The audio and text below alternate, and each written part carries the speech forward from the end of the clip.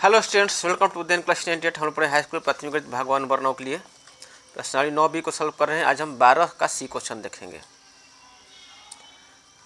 12 का सी क्वेश्चन है, सिद्ध करें कि किसी समचतुर्भुज के क्रमागत भुजाओं के युग्मों के मध्य बिंदुओं को मिलाने वाले रेखाखंडों से बना चतुर्भुज एक आयत होता है।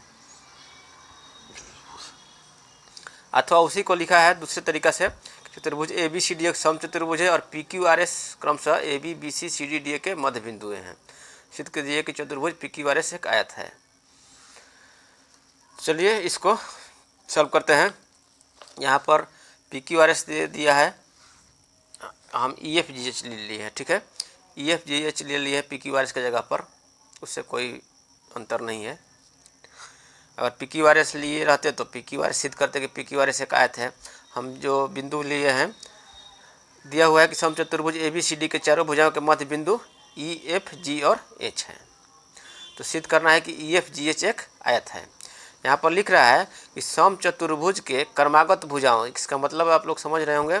समचतुर्भुज क्रमागत भुजाओं मतलब कि ए डी भुजा हो गया, डी ए भुजा हो गया, इसके बाद क्रमागत ए बी भुजा हो गया। ठीक है, क्रमागत भुजाओं के युग्म, तो कौन सा युग्म हुआ? ए डी और ए बी क्रमागत भुजाओं के युग्म हो गए, एक जोड़ा हो गए, दो गो हो गए, तो एक जोड़ा के युग्मों के मध्य बिंदुओं को ई और एफ को मिलाने वाला रेखाखंड। इस तरह से क्रमागत भुजाओं के युग्मों के मध्य बिंदुओं को मिलाने वाले रेखाखंड से बना चतुर्भुज एक आयत होता है। तो पहले रचना कर लेते हैं। इसके लिए मध्य बिंदु प्रमेय का उपयोग करने के लिए रचना कर लेते हैं। चतुर्भुज ए बी सी डी के विकर्ण ए सी और बी डी को मिलाया। ठीक है, तो बी डी ए सी और बी डी को मिला देते हैं। बी डी को तो मिला चुके हैं, ए सी को भी मिला देते हैं। चतुर्भुज ए बी सी डी के विकर्ण ए सी और बी डी को मिला दिए। अब उपपत्ति में लिखेंगे। हम लोग जानते हैं कि समचतुर्भुज के विकर्ण जो होते हैं परस्पर लंब होते हैं। समचतुर्भुज के विकर्ण परस्पर लंब होते हैं। एक मुख्य ज्यामितीय परिणाम में हम लोग पढ़े हैं कि समचतुर्भुज के विकर्ण परस्पर लंब होते हैं। ठीक है, तो इस तरह से समचतुर्भुज ए बी सी डी के विकर्ण परस्पर लंब होते हैं, इसलिए ए सी लंब होगा बी डी पर। इसलिए कोण जो होगा, इसको मान लेते हैं कि ओ बिंदु पर प्रतिच्छेद कर रहा है, तो कोण ए ओ बी जो होगा, कोण ए ओ बी आपका 90 डिग्री होगा।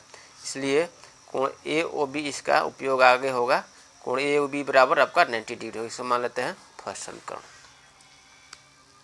हमको सिद्ध करना है कि चतुर्भुज ई एफ जी एच एक आयत होगा। तो आयत होने के लिए क्या क्या सिद्ध करना पड़ेगा? इसके आमने सामने की भुजाओं की लंबाई समान होना चाहिए और चौड़ाई समान होना चाहिए, और एक प्रत्येक कोण समकोण होना चाहिए। एक प्रत्येक कोण समकोण होगा तब जाके हम यह सिद्ध कर पाएंगे कि यह चतुर्भुज ई एफ जी एच एक आयत होगा।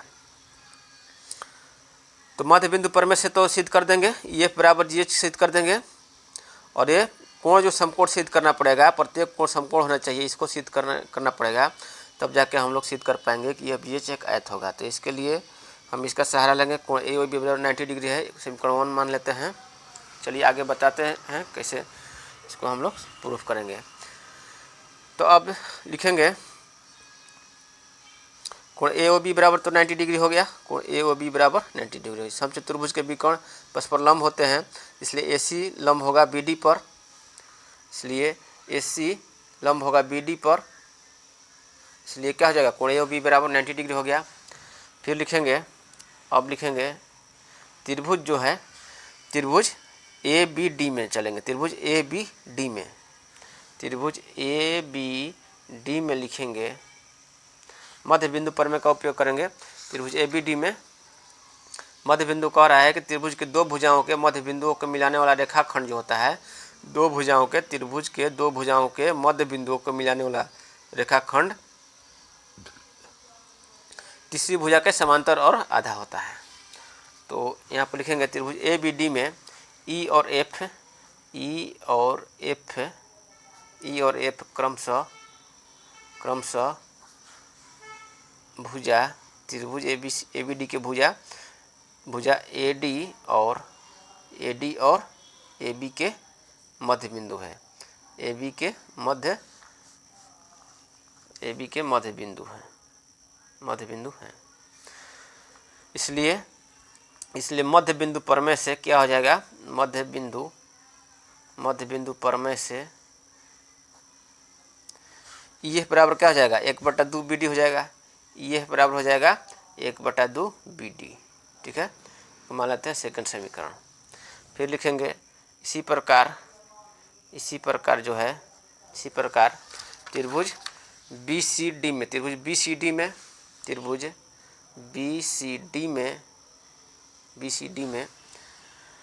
BC और CD के मध्य बिंदु क्रम से क्या है, G और H है। तो मध्य बिंदु प्रमेय से क्या हो जाएगा, GH बराबर 1/2 BD हो जाएगा।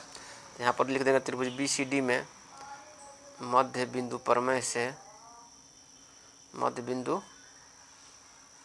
से GH बराबर क्या हो जाएगा, GH बराबर 1/2 BD। GH बराबर हो जाएगा 1/2 BD। ये आपका समीकरण थर्ड हो गया।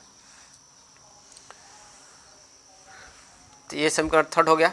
अब लिखेंगे सिमिलरली, यानी कि इसी प्रकार जो है त्रिभुज ABC में चलेंगे, त्रिभुज ABC में सिमिलरली त्रिभुज ABC में क्या हो जाएगा, मध्य बिंदु प्रमेय से, यहाँ लिख देंगे मध्य बिंदु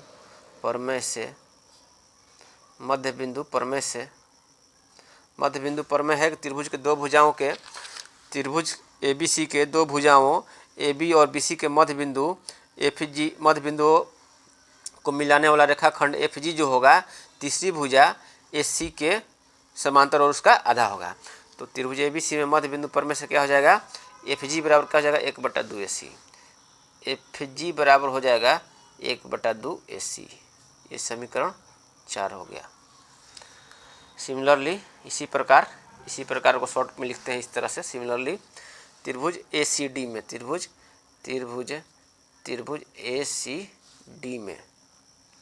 ACD में आपका क्या हो जाएगा, EH बराबर हो जाएगा 1/2 AC।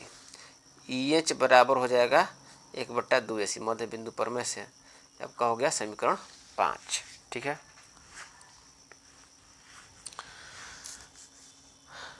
इतना हो गया। अब लिखेंगे समीकरण सेकंड और थर्ड से। सेकंड में क्या है, ये बराबर 1/2 BD है, GH बराबर 1/2 BD है।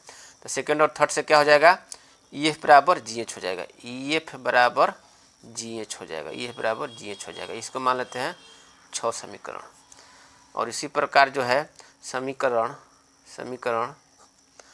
4 और 5 से, 4 और 5 से क्या हो जाएगा, 4 और 5 में 1/2 AC है बराबर है, तो FG बराबर EH हो जाएगा। FG बराबर हो जाएगा EH। इसको मान लेते हैं 7 समीकरण। EF बराबर GH हो गया, FG बराबर EH हो गया। तो इस प्रकार यह क्या हो जाएगा, आमने सामने की भुजा बराबर हो गई। ठीक है, तो आमने सामने की भुजा बराबर किसका होता है, उसको बोलते हैं समांतर चतुर्भुज। समांतर चतुर्भुज तो हम लोग सिद्ध कर दिए, आमने सामने की भुजाएं बराबर हो गई। अब सिद्ध करना है कि उसका प्रत्येक कोण समकोण होगा, तब जाके यह हम सिद्ध कर पाएंगे कि यह एक आयत होगा। तो इसके लिए जो है यहाँ पर यह कोण 90 डिग्री है, क्योंकि समचतुर्भुज के विकर्ण परस्पर लंब होते हैं। ये समीकरण फर्स्ट में ही लिख दिए हैं। यह कोण 90 डिग्री है, इसको मान लेते हैं F, इसको मान लेते हैं L पॉइंट, और इसको मान लेते हैं M पॉइंट। ठीक है, तो अब जो है चतुर्भुज FLO में देखेंगे, तब एंगल जो है MOL जो है 90 डिग्री है। तो इसको हम समांतर चतुर्भुज सिद्ध करेंगे FMOL को। और समांतर चतुर्भुज के समूह कोण समान होते हैं, इस प्रकार इसको 90 डिग्री सिद्ध करेंगे। ठीक है, और इसी प्रकार जो है ये भी 90 डिग्री होगा, इसी प्रकार जो है हम लोग 90 डिग्री सिद्ध कर देंगे। तो ये लिखेंगे अब जो है त्रिभुज लिखेंगे, त्रिभुज ये दोनों को समांतर सिद्ध करना है। तो त्रिभुज किस में चलेंगे, त्रिभुज ABC में, यहाँ पर लिखेंगे। अब त्रिभुज ABC में क्या है, ABC में F और G जो है, ABC में F और G जो है क्रमशः AB और BC का मध्य बिंदु है। त्रिभुज ABC में F और जी जो है क्रमशः ए बी और बी सी का मध्य बिंदु है। क्रमशः ए बी और बी सी का मध्य बिंदु है। तो मध्य बिंदु प्रमेय से क्या हो जाएगा, मध्य बिंदु है तो मध्य बिंदु प्रमेय से त्रिभुज की दो भुजाओं के मध्य बिंदुओं को मिलाने वाले रेखाखंड तीसरी भुजा के समांतर, इस समांतर वाला उपयोग करेंगे। समांतर और उसका आधा होता है। तो यहाँ पर लिख देंगे त्रिभुज ए बी सी में एफ और जी क्रम से ए बी और बी सी के मध्य बिंदु हैं, इसलिए मध्य बिंदु प्रमेय से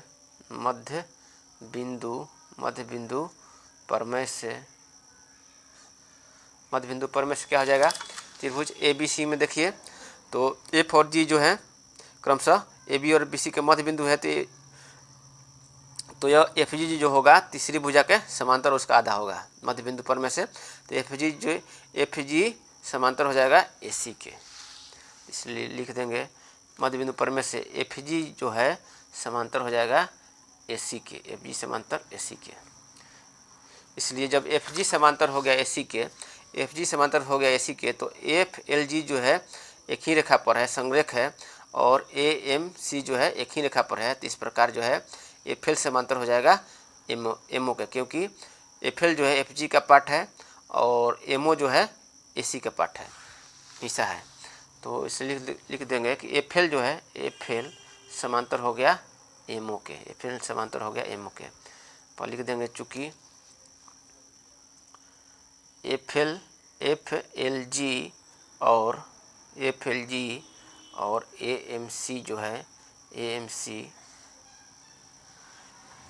चाहे इस प्रकार लिख देंगे, इस प्रकार लिख देते हैं। यहाँ पर लिख देंगे चूँकि तो है ही, चूँकि एफ एल और एम ओ जो है, एफ एल और एम ओ क्रमशः रेखा एफ जी और ए सी का भाग है, ठीक है। प्रकार लिख सकते हैं कि एफ एल जी और ए एम सी जो है एक ही रेखा पर हैं। तो इस तरह से आपका हो जाएगा एफ एल समांतर हो जाएगा एम ओ के, एफ एल समांतर हो गया एम ओ के, ठीक है। इसको मान लेते हैं 7 हो गया, तो इसको मान लेते हैं 8 8 समीकरण। फिर लिखेंगे उसी प्रकार सिमिलरली जो है त्रिभुज, अब जो है एफ एल समांतर एम ओ सिद्ध कर दिए, अब हमको जो है एफ एम को समांतर एल ओ के सिद्ध करना है। तो इसके लिए त्रिभुज ए बी डी का उपयोग करेंगे, इसलिए लिखेंगे त्रिभुज सिमिलरली उसी प्रकार जो है त्रिभुज ए बी डी में क्या हो जाएगा, मध्य बिंदु प्रमेय से ई एफ जो है, ई और एफ जो है ए डी और ए बी का मध्य बिंदु है, तो ई एफ समांतर हो जाएगा क्या, बी डी के। त्रिभुज ए बी डी में हो जाएगा ई एफ समांतर हो जाएगा बी डी के। इसलिए क्या हो जाएगा, क्योंकि ई एफ समांतर हो गया बी डी के, तो एम एफ जो है एफ एम और एल ओ जो है, इसका एफ एम जो है ई एफ का पार्ट है और एल ओ जो है बी डी का पार्ट है, और ई एफ समांतर है बी डी के, और ये सब संरेख हैं, एक ही रेखा पर हैं, इसलिए एफ एम समांतर हो जाएगा एल ओ के। लिख देंगे कि एफ एम समांतर हो जाएगा एल ओ के। इसको मान लेते हैं समीकरण 9 समीकरण, ठीक है। तो अब जो है इतना हो गया, एफ एम समांतर हो गया एल ओ के। तो यहाँ पर लिखेंगे अब चतुर्भुज, कौन सा चतुर्भुज, एफ एम एल ओ। यहाँ पर देखिए चतुर्भुज एफ एल ओ एम, ठीक है, एफ एल ओ एम में लिखेंगे अब चतुर्भुज एफ एल ओ एम में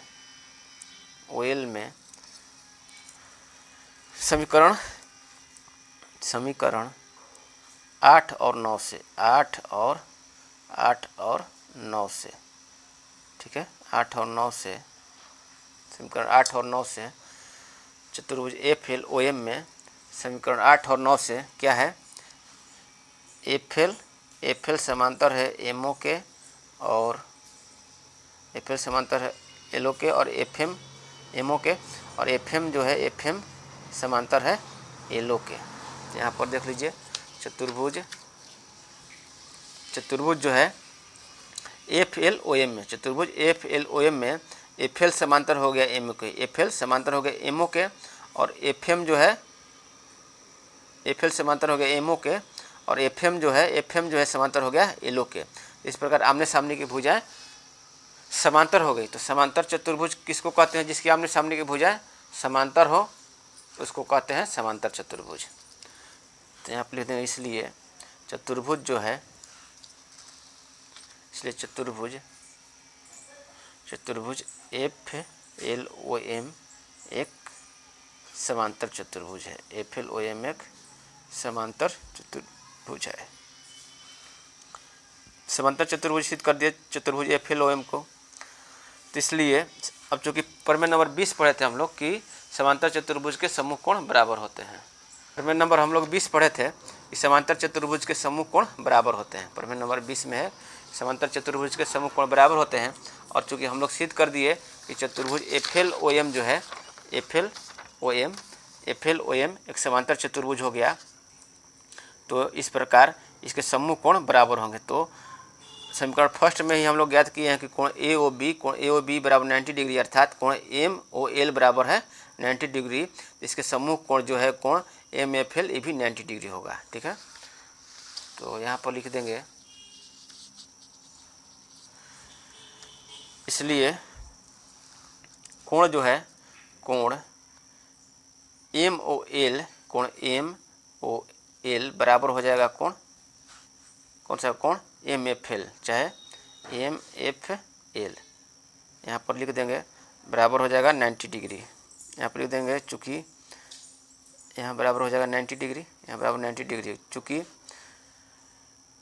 समांतर चतुर्भुज के समूह कोण बराबर होते हैं। समांतर चतुर्भुज के समूह कोण प्रमेय नंबर 20 के अनुसार समांतर चतुर्भुज के समूह कोण बराबर होते हैं।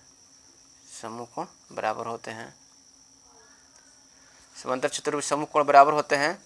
और कोण AOB बराबर होगा कोण MOL, कोण MOL बराबर 90 डिग्री। इतना पोस्ट में हम लोग लिख देंगे। कोण AOB ये आपका जो है कोण AOB जो है 90 डिग्री है समीकरण फर्स्ट से। ठीक है, कोण AOB बराबर 90 डिग्री बराबर कोण MOL जाएगा 90 डिग्री हो जाएगा। तो इस प्रकार जो है, इस प्रकार कोण MOL बराबर कोण MFL जो हो जाएगा ये 90 डिग्री हो जाएगा, क्योंकि समांतर चतुर्भुज के समूह कोण बराबर होते हैं। अब चूँकि हम लोग प्राप्त कर लिए कोण MFL बराबर 90 डिग्री, कोण MFL यह कोण 90 डिग्री होगा। तो इसी प्रकार जो है कोण जो होगा यह कोण जो FGC होगा LGC ये भी 90 डिग्री होगा। इसी प्रकार हम लोग सिद्ध कर देंगे। ठीक है, तो यहाँ पर लिख देते हैं इसको LGH बराबर कोण हो जाएगा EHG। ठीक है, बराबर कोण HEF चाहे HEM बराबर 90 डिग्री हो जाएगा। तो इसलिए इसका प्रत्येक कोण समकोण हो जाएगा और आमने सामने की भुजाएं जो हम लोग समांतर सिद्ध कर चुके हैं। तो यहाँ पर लिख देते हैं, लिख देंगे इसी प्रकार या सिमिलरली का शॉर्ट चेंज सिमिलरली कोण जो है कोण LGH बराबर कोण GHE बराबर कोण HEF बराबर कोण HEF या कोण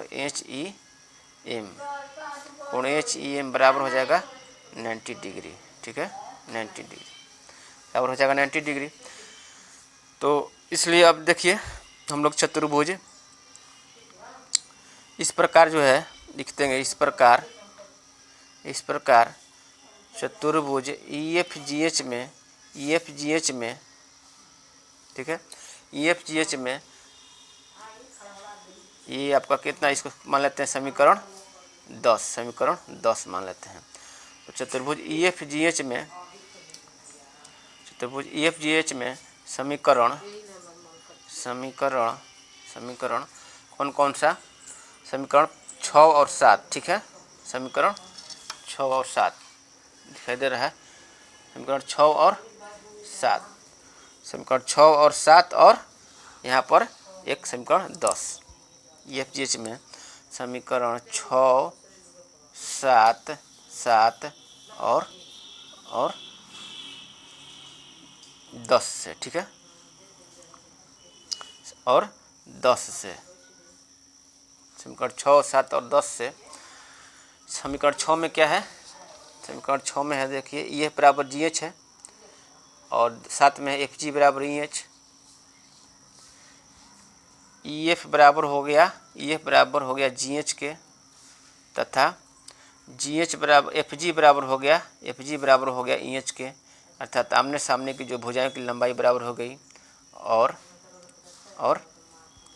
प्रत्येक कोण चतुर्भुज EFGH में समीकरण 6, 7 और 10 से EF बराबर GH हो गया, FG बराबर EH हो गया, और प्रत्येक कोण 90 डिग्री है। प्रत्येक कोण 90 डिग्री या समकोण है। प्रत्येक कोण समकोण है। तो लिख देंगे कि अतः चतुर्भुज जो है EFGH एक आयत होगा। यही सिद्ध करना था, हम लोग सिद्ध कर दिए। लिख देंगे तो सिद्ध हुआ। इस प्रकार जो है हम लोग 12 का C हल कर दिए, ठीक है। इस प्रकार हम लोग जो है 12 का C हल कर चुके। यहाँ से आपका इसमें है, क्या हम लोग सिद्ध कर दिए कि चतुर्भुज EFGH आयत होगा। अब देख लेते हैं 12 का D जो है, 12 का D सेम क्वेश्चन है, इसलिए हम आपको समझा देते हैं।